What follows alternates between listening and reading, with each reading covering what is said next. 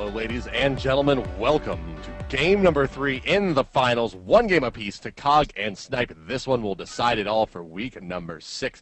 Can Cog take down 6 straight weeks, or will Snipe find their first victory in the North American Weekly Series? We'll find out here as we are underway. Your blue team in this matchup, fighting out of the pristine side of the map, in the blue trunks from the bottom of the mini-map on the left side of your spectator UI. It is Cognitive Gaming North America running as 5 on the left side.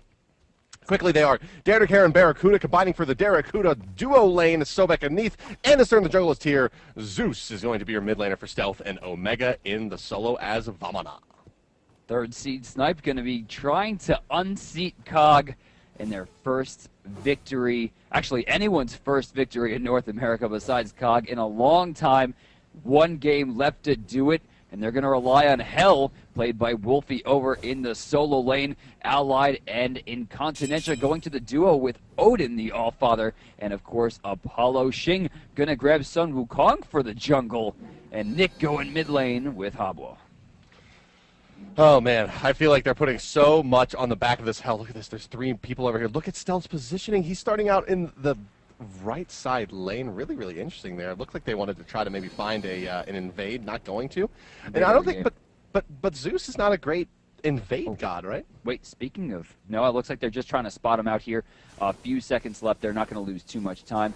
Mid camp's going to be actually, they're going to do the old swap here. Snipe is not going to take the mid camp in the beginning. On the left side, they're going to force out the timer switch to try to throw off their opponents here. Derek, of course, known for his, I guess his timer accuracy. He's going to walk up to blue. He's going to notice, actually, with that ward that it's gone here, and that's going to give level 2 right away to Nick.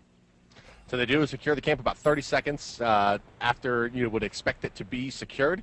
And they want to point out Omega going for the oldest of the Vamana builds, the Stone of Gaia Rush. Probably my favorite Vamana build, just because you don't see this item picked up on any other god. Literally no other god builds that item. I've seen a lot of tiers do it recently, and I don't really love Derek. Super low in the left side. Incontinentia is begging right there for Gungear's might to come back up. He's getting turned on. Switch it around. Barracuda takes first blood, and Alan's put himself in a bad spot. Wow! Second blood. 2 for 0 for Cog. Oh, they fed the Barracuda. This is just like last game where Xing got those 2 early kills. This time, it's gonna be the Barracuda, the fiercest of all the medium-sized fish. Barracuda now going to push up into this left side and get a lot of free experience. He's going to be sitting at level 5 with Allied sitting at about level 3. It's going to be really ugly. They're trying to answer here. Stealth forced to use Sprint. That 60-second cooldown, man. Strong right there is going to get him out of that one. Xing's going to take a stack. He's going to miss the second. The Chain Lightning's going to be good. Detonate's putting him pretty low there, but it's not going to be enough. I think he might have got a little bit too big for his britches there with the early Detonate. I think 2 or 3 more auto attacks trying to chase him down and then stop the bird. But he did his damage. He saved his own life, and now Xing is going to be forced out. Wow. Oh, Xing almost died. Yeah, he did almost die to the Detonate, and then there to the the backside XP camps. But that's a minute 1 Heartseeker beads for Barracuda. 60 seconds into the game, he is already going to start building those stacks. Very, very dangerous. That means that ultimate, when it comes out the first time, is going to hit way harder than you would normally expect it, because Barracuda will already have the Heartseeker stacks. In fact, you see him sitting on, taking a look at his physical power, 30 physical power, where Apollo is sitting at about 15, so he's effectively doubled what Apollo has, and that's just going to keep going up to about 100 once that Heartseeker is finished. Here comes the first ultimate coming out onto Incon, just off of the gold camps there. Derek are going to toss him back and flick him up. These will be coming, or they've already come up, and Incontinentia has secured them, so a little bit of maybe an awkward first snipe attempt from Barracuda. Could have been going to the mid laner there and caught out by Incon. Hard to tell, but no gank off of that, which is a little bit disappointing with that start. So right now on the left side, Barracuda and Derek are walking over some wards. You see the red buff getting taken. Bottom side, it looks like Andy's going for the speed as well. Still, Cog's about 900 gold, 900 experience in the lead so far. And they're doing a good job of maintaining that. You can see all lanes, even though Omega doesn't have a great matchup right now against Hell. I mean, Vamana versus Hell early game is definitely in Hell's favor, but Omega is holding his own. It's dangerous stuff, man. I can't wait to see them shut down Barracuda, though. He has Sprint 3 up and running now. Not going to go his normal Death's Toll build after the Heartseeker. I guess when he's this far ahead, he's perfectly happy just to go back and build into Sprint 3. Already, the sprint has been activated. And you know what? I like this pickup here because Allied's going to be able to walk away multiple times, and especially when you put it with something like Sobek, he's going to need that extra movement. Yeah, it'll help him out. So Allied going to be going for the Devourer's Gloves. Even when behind, he's going to go for the Devourer's Gloves. And, you know, he's been doing it a lot. He has. He seems to really favor the item, but, you know, you got to think when from behind, you need to get as efficient as possible, and that's what Heartseeker brings to the table. Very, very efficient damage, however risky it is. So Allied going to go for the less risky style here, which we'll see if it works out for him. You know, he could just get bullied completely out of his lane by Barracuda. All right, so right lane Omega again getting pushed. He's losing a lot of gold to this tower. You can see Wolfie sitting 3,100, whereas Omega is sitting about 29. Of course, 50 in each pocket as well. Mid camps are getting ready to respawn. Nick and Shing here trying to push out Anister. Looks like they're just going to let this one go. Left side just spawn as well. That one's going to go to Dare to Care. So it looks like each mid camp is going to get taken by a different team. Yeah, they'll go ahead and split those.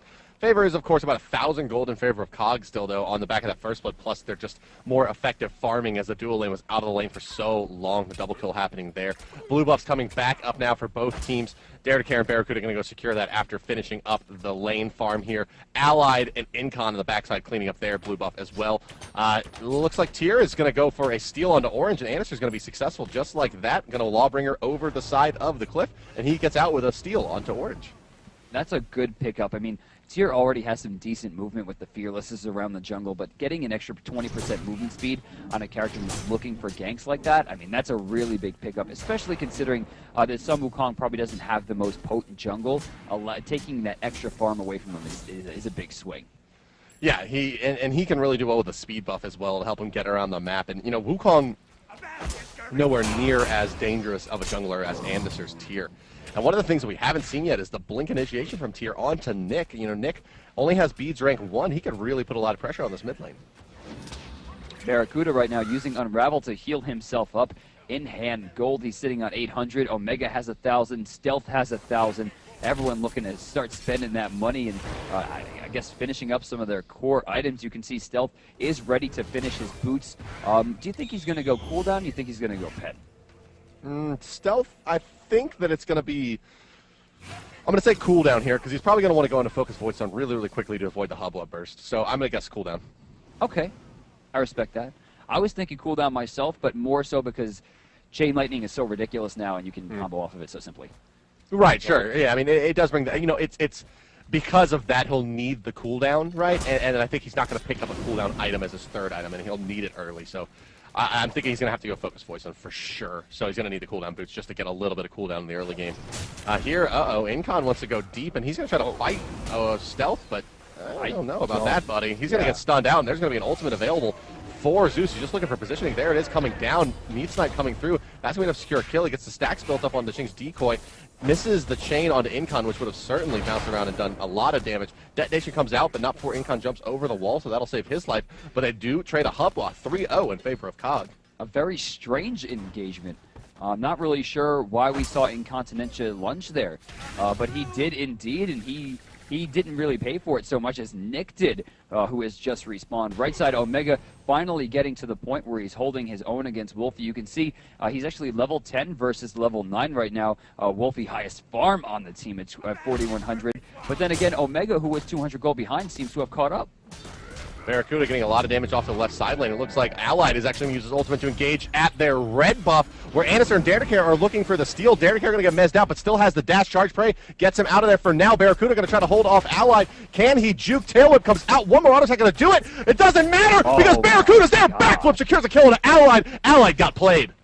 You know, this is why we talk about cancels all the time in my stream, because right there you saw shot, cancel, spirit arrow, shot, cancel, backflip, and adding those two shots in there ensured that Dare to Care. Oh, he's gonna kill Incon! Oh my God, Incon is getting so big! He can't miss! He can't miss! That was ridiculous. Look at the taunts. Barracuda, normally a mannered player, throwing out those taunts, giving us the dance. He does. He earned those taunts right there. Dare to Care as well. We hear the Sobek telling the bird to shut up because he's taunting as well, and that was just plays. I mean, Incontinentia got just completely worn out there. The baits were unbelievable. Barracuda, if he's not, I actually would feel better about myself if he was hacking. That's right. Like, I missed like 9 shots in a row yesterday on a Ra who was stunned against a wall. Like, yeah. Yeah, I missed about half of my Desert Fury on her after pin. Yeah, right. I mean, and it's so hard in Smite to, hold that thought is, Wolfie, you're going to have to time this really well, sir. He's not going to. He's going to eat just all the damage. Yeah, and down you go. Needed to time that number 2 in the white stance to cleanse him just as the arrow was coming in. It's a pretty small window to do so, and just barely misses it. Tried to min-max it a little bit too much, but wow, what a play. I'm still just reeling from that And Barakouta look play. at Mid-lane, this in Nick. the mid lane right now. Nick's getting pressured again. Crushing Wave's going to hit, but I dare you to care as the ult goes off, and Nick is about to go down. They actually manages to get out of that one. And Dare to Care and Anister are going to get back here. Omega stealing away the blue buff again, and then we'll clear the path back on the way to the solo lane. In the mid again, MLC Stealth's going to find him in favor of 2. Allied level 9 taking a lot of damage right here. Barracuda's 3 levels ahead. Now with Hell out of the lane, Omega finding the free farm, as you mentioned. Good stuff, going to push it up to the tower. Mid lane being assaulted by Anister and Stealth. Luckily for Snipe, Nick didn't go down there. Anister unable to pursue, took too much damage from the Hubwa. Shing could be in some trouble there. Can Anister close the distance in time? Shing's going to burn out of there, so some more time wasted. No more support coming to the soul lane for the moment. So right now, Wolfie's going to move up. We're in the point of the game now where Hell no longer counters Vamana. She can't heal the creeps to keep them from dying. She can't do enough damage to burst him down, surprisingly.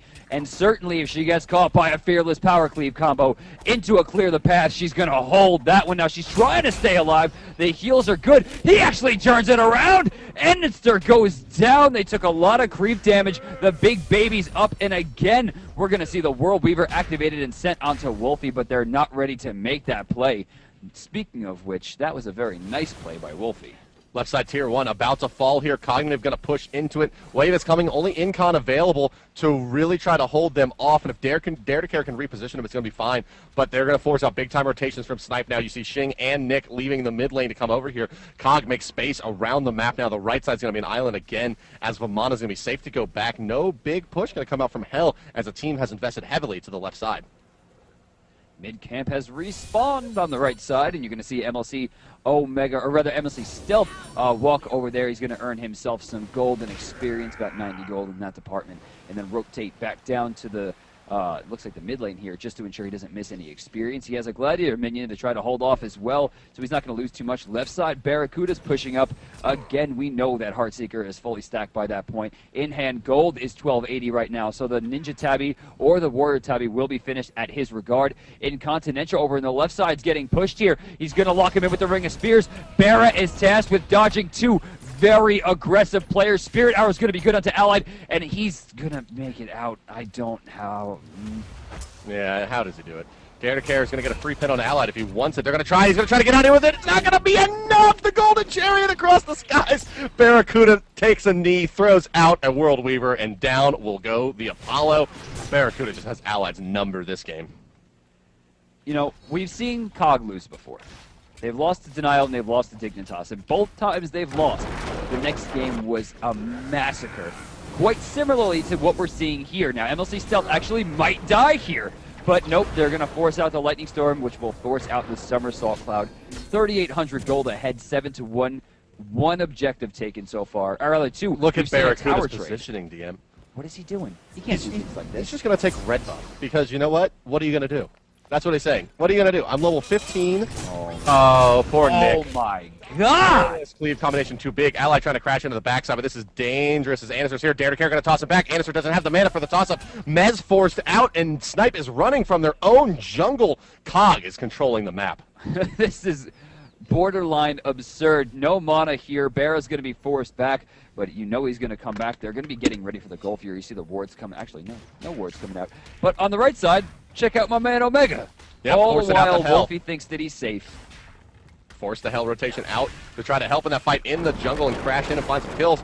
Exiting gracefully is Cog, and Omega gets the space to take the T1 on the right side, so that lane is pretty much squared up in terms of the gold gain, but Omega sitting 2 levels ahead of Wolfie.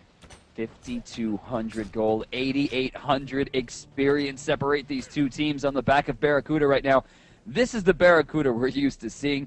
6-0-2. Check out the player damage. 8,500. Closest to him is MLC Stealth at 5,900. Almost a 3K difference between the two. The Tier 1 tower's already down in that lane. The Gold Fury is accessible at this point, and right now COG just has complete control of the map. You know, Snipe just drafted a little bit of an awkward team, right? They draft the Odin intending to get Zeus, and then, you know, the Zeus pick is forced out by COG, basically, by drafting Odin in that position. But then they haven't put enough pressure under him because Incon's been in that Guardian role to force out Combat Blink on his stealth, so he didn't have to invest in that item that would have slowed down his damage potential. So he's got the best of both worlds, right? The ring is just going to work for him at this point because you can just turn around and blow up the underfarmed Odin as Incon, who is going to eat a Spirit Arrow coming from the left side. Dare to Care is deep in this fight. Stunning out under tower is Stealth. I don't think Nick or Wolfie have enough HP to try to pursue this one. As Chain Lightning is going through, here comes the Habwa ultimate and the Jingu Bang, but Barracuda says no thank you, sir, and takes that down. In comes Apollo. Allied really needs this kill. They'll find it as Somersault Cloud comes out as well. DM fight continues to rage on both sides of the map. Allied and Shake fighting Barracuda under tower. Wolfie getting juggled with Omega, and Dare to Care are doing work. God, Barracuda is not a real person. He's a machine. He's not a person. He's a medium-sized, dangerous fish. There's no way that people can do what he is doing. It's not possible. He just fought a Wukong and an Apollo. He gets stunned and still manages to find a kill and then chase away the support with no health. Like, I don't get it. He's a government experiment for good aim in a third-person game. I don't know. He's like, oh, Smite came along. This is really helpful because up until this point, I really didn't have much to go on. People were playing so calm. So. He was a semi-professional Etch-a-Sketch artist before this, and decided to give his hand at competitive gaming. Well, it's working out so far. As you can see, he is currently sitting 8-0-2. He is the highest gold in the game. He is the highest level in the game. He is the highest damage in the game. And now he's looking to just push his team into the end game. 11-2 right now. They lead by 8,700 gold. Barracuda has decided to reveal his final form in the finals here. And if you let him transform this many times, it's just going to get ugly for you. I mean, he's wearing that Sunday red shirt like Tiger Woods and just ready to bring the pain. He's sitting at a lot of farm, 9,200 net worth, 8-0-2, top level in the game, top farm in the game. Heartseeker done. Malice is on its way. In fact, he has enough in-hand gold to go ahead and finish that bad boy up at his leisure. This is ugly, ugly stuff if you're Snipe. How do you hold down the Barracuda? All right, so MLC is getting pushed down in the mid lane. Lightning Storm is going to keep Shing safe, but he's up on the cloud again. Over in the back, and Dare to Care again has thrown down Incontinentia. He's looking for some serious damage here, and he finds some. MLC Omega's going to be in there as well. The lock was not good. Incontinentia's trying to burn down a tank, and nothing's happening from it. Barracuda is finally in a position to die. I almost want to see it happen, but oh my god, Omega has done work! The Colossal Fury reigns in. He's in there with the curse. He's knocked up Nick. The Umbrella Ring is good. MLC lives, and he gets 2 kills in the process. Oh my god. Oh, wow. Wow. And the Titan has a chronic heart attack leading to his death. Wow. Cognitive Gaming did not appreciate losing game number 2. This is what happens. This is what happens